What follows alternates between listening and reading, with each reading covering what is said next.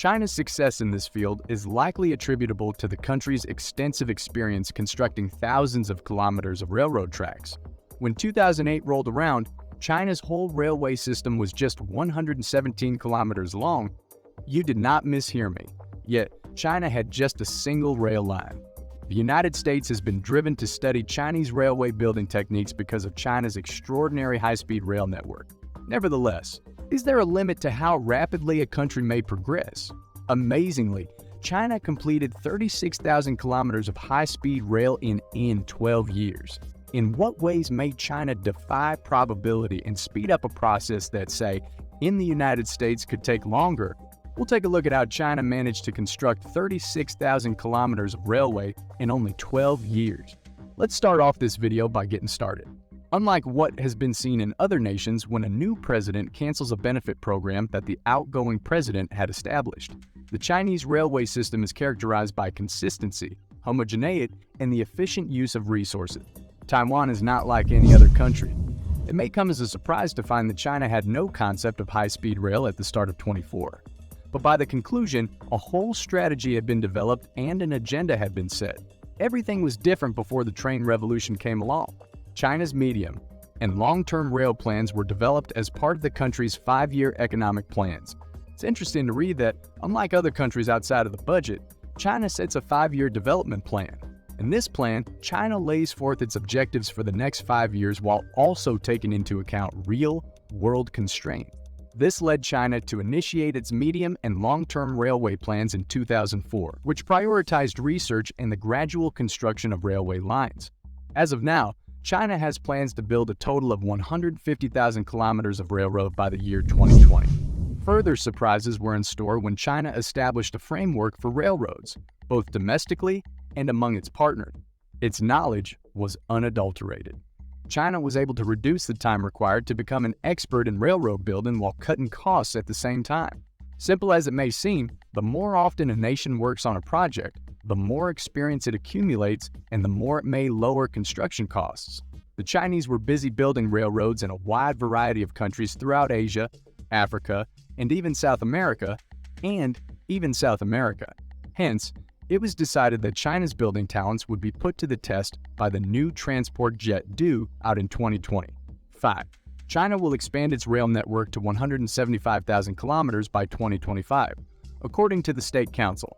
As a result, we are certain that China will succeed. Consider the country's high-speed rail system after its expansion. Yet, I don't understand this dream.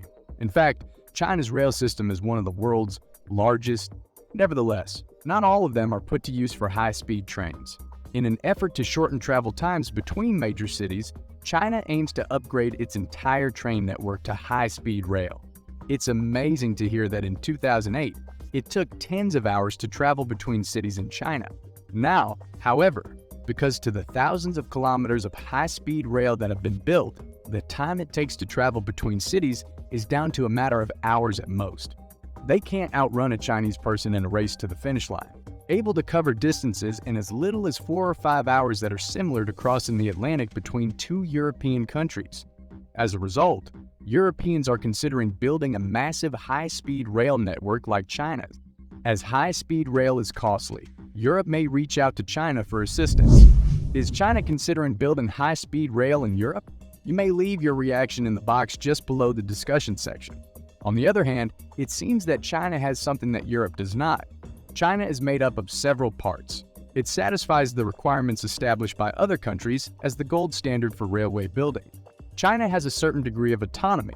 As China is politically and economically autonomous, it has been able to construct an extensive high-speed rail network. China has developed railways and trains and is capable of generating raw materials and managing the supply chain. Moreover, railway building in China is dominated by state-owned enterprises. That is to say, the profits from train production fund further railway development. China is able to show work coherence due to state-controlled firms, in contrast to other countries that would hire the private sector and therefore send public money to private person. The railway construction firm, the building company, the steel business, and even the energy supply are all examples. ID is the correct answer for the Chinese government's plan. Spending on projects yields profits, which are reinvested in the creation of further projects, which provide yet more profits, and so on. As a consequence, China's national wealth has increased from 2008 levels by a factor of 3 in only the last 15 years. As a result, the Chinese government may put that money to good use. Such projects not only break even, but also generate a profit. Is there anywhere else we can expect to see such a concerted effort? A negatory response is appropriate, without a doubt. Third, exporting technological know-how rather than importing it. Is there a plan B if China doesn't have the equipment it needs to finish a certain project? How will it behave? Although other countries are willing to spend money on imported staff and technology, China prefers to invest in its own research. The classic Chinese proverb goes as follows: "Don't give me fish, teach me to fish." This method is still used in China. Instead of buying the technology, it studies how to apply it to new contexts. It might save money in the long run if it consistently buys this kind of technology. Otherwise, it will serve no use. So, China either sends its students overseas to get education or builds research facilities geared at generating results. The People's Republic of China is eager to join. Yet because of its affluence, it can afford to hire engineers from other countries. More than 1.5 billion people call China home, which is a fact that is not lost on us. As a result, China now has a workforce that is both capable and accessible for any endeavor. Although many developed countries prefer to bring in workers from elsewhere, China invests on its own people. I don't see any reason not to employ them and so create millions of new jobs. China. The low cost of labor also makes high-speed rail projects financially feasible. 5. Inexpensive, no hassle insurance plan. China's huge hoard of billions of dollars in its lightning. Fast ability to implement new policies are two of the country's biggest strengths. We don't really think about this. It's the only real difference between China and the United States. Despite America having the world's largest economy and greater disposable income, its home is still the United States. Almost no one cares enough about this to draft a law.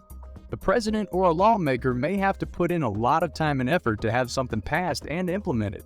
Take a little longer, at least a few months. But things are developing swiftly in China. The Wolf of Development Plan is conceived, authorized, and put into effect all on the same day.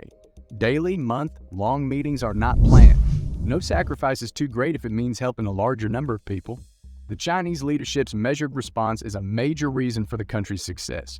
What are the chances of seeing Chinese-made trains and rails in the United States? What if it turned out that the United States was really contemplating making contact with China to ask for help in constructing railroads? Leave a comment below and tell us what you think. If you want to see a video about another surprising endeavor, go here.